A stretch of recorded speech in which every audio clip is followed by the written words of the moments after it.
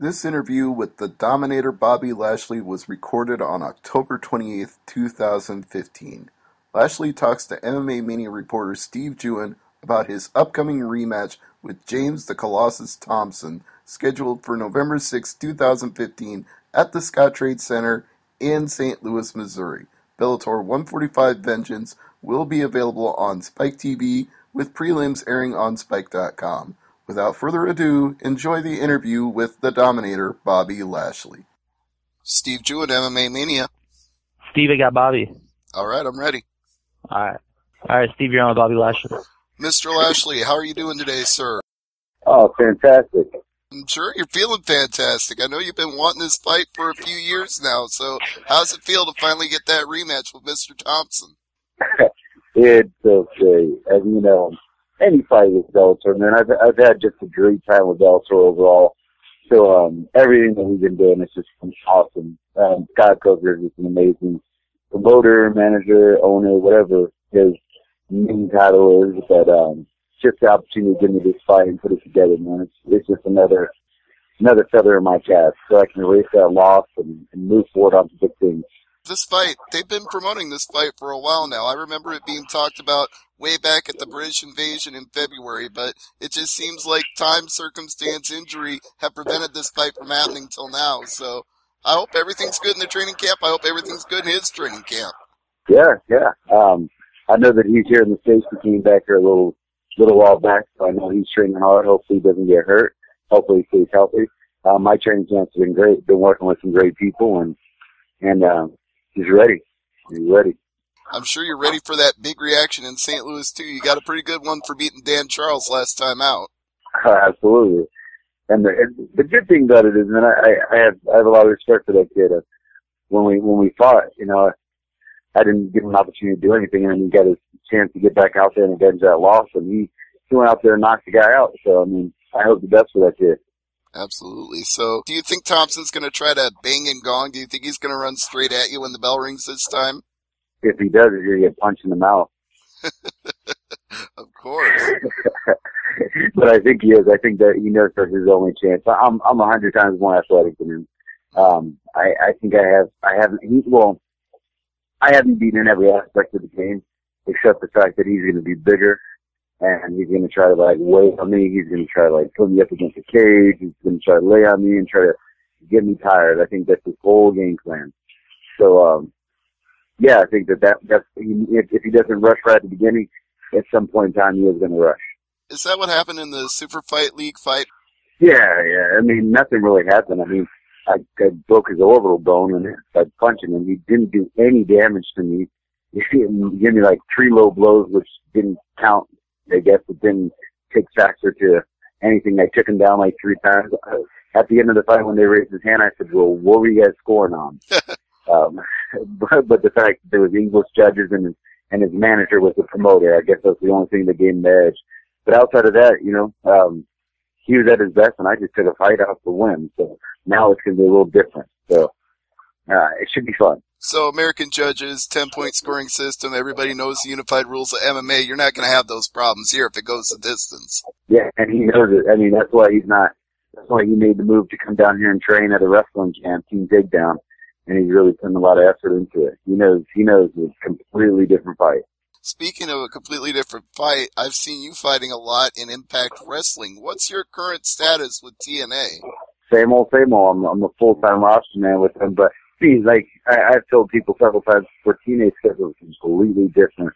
I mean, right now all we've been doing is TVs, and of course TV is once a week. But how we film it, we film like blocks of TV at a time. The last time we did any kind of filming, it was in July, and we filmed, I think it was 14 weeks of TV, so that's the last time I've even done anything with TNA. And that's the beauty of it right now, is because Dixie Carter is a big fan of mixed martial arts, a big fan of my career, so she gives me plenty of time to take off. And she's very, she worked with Coker and those guys and said, hey, that's what everybody needs to do. We're going to get an opportunity to do it. So that's why everything's been it's been great for me up to this point. Yeah, it seems to have worked out well. You've always had the time off to train for a fight when you need to, but there's a question of whether or not they're coming back for TV in another year. That situation seems to be in flux right now. I'm sorry, I didn't hear it. Oh, just that we've heard various reports that TNA, their TV deal might be coming to an end soon, so I don't know how that affects you coming back to do another taping. I don't know if there will be one or not. Oh, well, with TNA, I think I have a little bit more security. I'm doing both right now, so, I mean, if TNA lose their TV deal, which I don't think is going to happen, I mean, I'm still fighting. I have a multiple year deal with Bellator, so I'll still be employed. You'll always have a home in Bellator, I'm sure of that. They love you. You've put on great performances ever since you came there. And it seems to me like the trajectory's got to be leading to you getting a world title shot at some point. It should be. I mean, you can only win so many fights in the heavyweight division before they give you that shot. Absolutely. And right now, I've had three finishes, so if this one comes and it's the fourth one, there's not too many heavyweights to duck and dodge, except the champ. I mean, we don't know what he's doing. As soon as we figure out what he's doing, then we can make some bigger decisions. Do you think it's one fight away, 2 fights away? How many fights do you think it is before they have to put Vitaly Minakov in front of you? I would say within 2 fights, within 3 fights. Like I'd say maybe after this one or after the next one after this one. It's got to happen. It seems to me like he's had the least title defenses out of all the current champions in Bellator. Do you think he's just not motivated, or do you think they just haven't found the right opponent for him and you're that guy? You know, if I am that guy, then that is fantastic.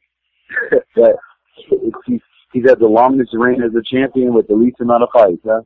Yeah. That's pretty interesting. It is kind of strange. I'm not saying he's ducking anybody, but I am saying that he needs to be a little more active than that.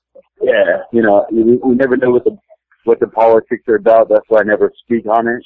The backstage politics, I don't know what's going on between him and the promotion. I have no idea. So I don't know what's going on with that. I don't know why he's not fighting down here. I know that he took a fight early on in the year, and I think he did it in Russia. I don't know why he would do that, but we're all trying to figure it out. If they don't give you that fight right away and you've got to fight another fight or two before you get that shot at him, who would you like to see next? Would it be somebody like Czech Congo? You know what? For me, if it's not a title fight, it has to be a fight that makes sense. And there's a New Year's Eve card that is going to happen. And if that New Year's Eve card needs a heavyweight to fight a heavyweight as a main competitor there, I am completely open for that one. So are you throwing your hat in the ring for Fedor then? Is that what you're telling me? Yes, sir. That's a big money fight. All right. How do you think you match up against Fedor? What do you think of him as an opponent? How do you think you do against him? He's a little bit shorter than me. He's a little wider than me. He's Russian. I have no clue. I think it'd be a great fight. I think his striking is amazing, of course. I mean, he's knocked out a lot of heavyweights. Then he has that sambo background, which, you know, it goes back and forth with the wrestling. He has good submissions. I mean, on paper, he looks like he should win the fight. So I think that'd be a great candidate for him to take a fight with if he's looking for a fight. Mm-hmm. But paper only counts the paper. So, I mean, I'd like to go out there and see how it happens. He had that great record for a long time being undefeated as heavyweight champion, and everybody, for the longest time, they thought he was completely untouchable. But then when he came over to Strikeforce, we saw some chinks in the armor there. Yeah. And, you never know what was going on at that time either. That's what I say. You know, I don't know where he's at right now. I know he came back and he's looking to do some stuff. I don't know where he's at. I don't know if he's completely healthy.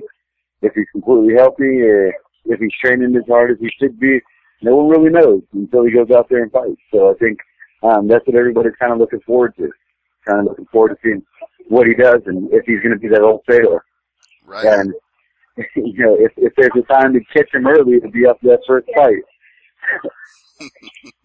Yeah, you want to get him while he's not possibly ring rusty. Like you said, we don't know after 3 years how rusty he might be. Yeah, absolutely. But, you know, I have a lot of respect for him. And you have to have respect for him in the game. I mean, he's done some amazing things. His name is bigger than probably anybody else's name in the business. So, that's why I want to fight it. It's not the fact that I can go out there and get a quick win on him. It's the fact that I'm a heavyweight, and if I'd like to retire and say that I fought so and so and so and so and so and so, I think Fedor would be definitely a person on that list that I would like to say that I did fight.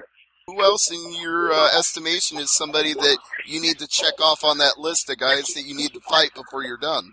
I think you're asking me a question that you may have an answer for. I don't know. The fans have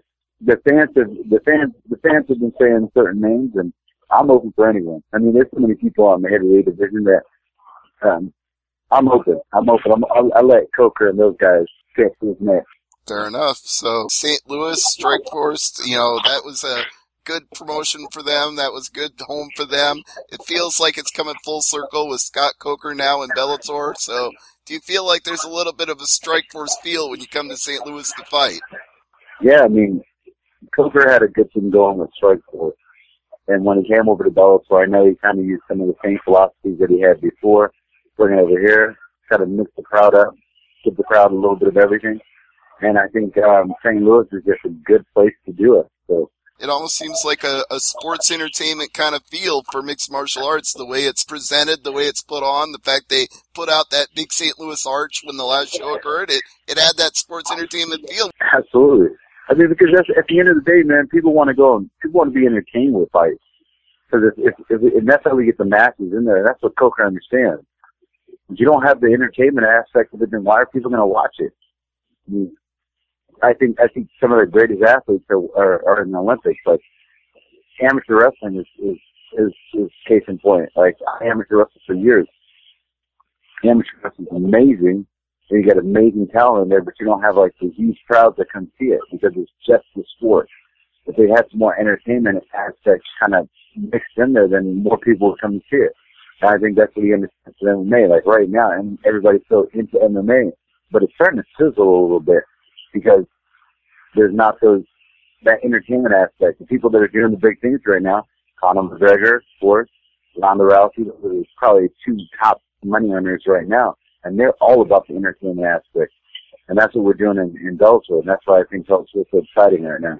And I think that's why you're in a perfect position to shine, too, because you know all about the entertainment business. You started out in that world after you came off of collegiate and Army military wrestling. You came into the professional wrestling world, so you know all about entertaining a crowd.